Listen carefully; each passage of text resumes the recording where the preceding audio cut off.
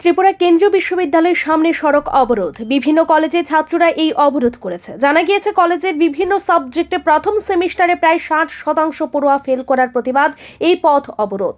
দীর্ঘ 3-4 ঘন্টা ধরে ত্রিপুরা বিশ্ববিদ্যালয়ের সামনে এই অবরোধ চলে জাতীয় সড়কের। এই অবরোধের ফলে আটকে পড়ে বহু গাড়ি। অবশেষে রাস্তা অবরোধ উঠলেও ছাত্রছাত্রীরা বিশ্ববিদ্যালয় গেটের সামনে দাঁড়িয়ে প্রতিবাদ দেখাচ্ছে। তাদের দাবি, তাদের সবাইকে একসাথে উত্তীর্ণ করতে হবে, না হলে আন্দোলন আরও তেজি হবে।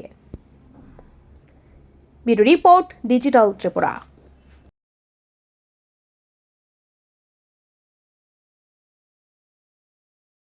আজকে প্রথম মেন কারণ হয়েছে, ঠিক আছে। আমরা ফার্স্ট সেমিস্টার কমপ্লিট করে এসেছিলাম।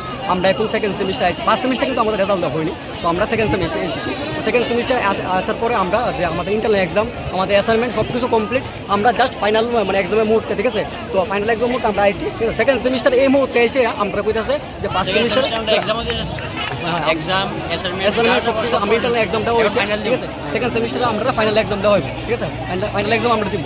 এই মুহূর্তে আইসে আমরা ফার্স্ট সেমিস্টার রেজাল্টে কইতাছে যে আমরা নাকি ফেল, ঠিক আছে। আমরা বাড়ি করে কেউ এমন তো বিশ্বাস করছে না, ঠিক আছে। এমন তো স্টুডেন্ট আছে কি যারা বলতে 3টা সাবজেক্টে ব্যাক আইছে, 3টা সাবজেক্টে ব্যাক মানে হয়েছে ইয়ার ব্যাক, ঠিক আছে। এটা আমরা সবাই জানি। তো ওই সাবজেক্ট ওই স্টুডেন্টের মধ্যে কেমনে তারা পাস করাই যায়, ঠিক আছে। আর একটা স্টুডেন্ট হয়েছে তখন আমাদের কোনো একটা পরীক্ষা থাকবো, ঠিক আছে।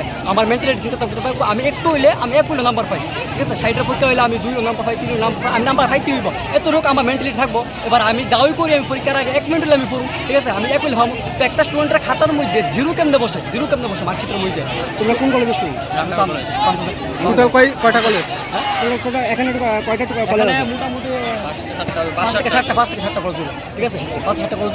আর একটা কথা হইতে আছে যে ইউনিভার্সিটি স্পেলিং, এত বড় একটা সেন্ট্রাল ইউনিভার্সিটি, তো সেন্ট্রাল ইউনিভার্সিটির মধ্যে ইউনিভার্সিটি স্পেলিংটা কীভাবে ভুল হয়? স্পেলিংটা ভুল হইতে পারে।